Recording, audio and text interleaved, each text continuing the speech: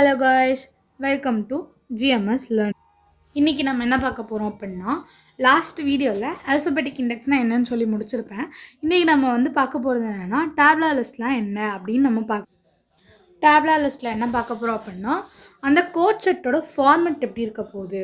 அதாவது ஆல்ஃபபெட்டிக் இண்டெக்ஸில் நம்ம கோட் காட்டும், அந்த கோடை கிளிக் பண்ணி போனால் வரதுக்கு பேர் தான் டேப்லார் லிஸ்ட்டு அப்படின்னு சொல்கிறாங்க. அந்த கோட் செட் ஃபார்மெட் எப்படி இருக்கும் அப்படின்னா கேட்டகிரியாக இருக்கும். அதாவது மொத்தமாக அந்த கேட்டகிரி 3 to 7 கேரக்டர்ஸில் இருக்கும். அதில் இருக்க ஃபஸ்ட்டு கேரக்டர் பார்த்திங்க அப்படின்னா ஆல்ஃபபெட்டாகவும், செகண்ட் கேரக்டர் பார்த்திங்க அப்படின்னா நியூமெரிக்காகவும், தேர்ட் 3 to 7 இருக்க கேரக்டர் எய்தர் நியூமெரிக்காகவும் இருக்கும், ஆல்ஃபபெட்டிக்காகவும் இருக்கும்.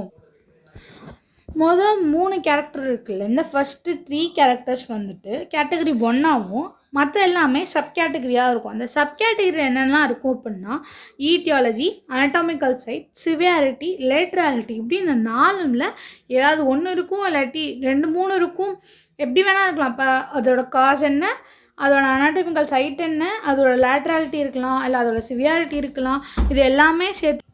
ஸோ இந்த மாதிரி கேட்டகரி வைஸாக பிரிஞ்சிருக்கு அந்த சப் கேட்டகரிஸ். அண்ட் தென் இப்போ ஒரு கம்ப்ளீட் கோட்னு நம்ம அனலைஸ் பண்ணுறோம் அப்படின்னா அது எப்படி இருக்கும் அப்படின்னா 3 to 7 கேரக்டர்ஸ் இருக்கணும். 2 கேரக்டர்ஸோ இல்லை 1 கேரக்டரோ அது கம்ப்ளீட் கோடே கிடையாது. லைக் இது ஒரு கம்ப்ளீட் கோடு, இதுதான் ஹைப்பர் டென்ஷன் கோட் சொல்லுவாங்க. இது F14 பாயிண்ட்டுன்னு இருக்கா.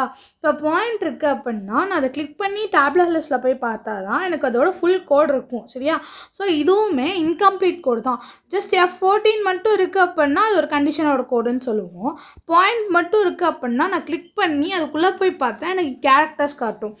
எனக்கு 6th character missing, 7th character missing, 3rd character missing, 4th character missing அப்படின்னு எனக்கு உள்ள டேப்லா லிஸ்ட்டில் காட்டும்.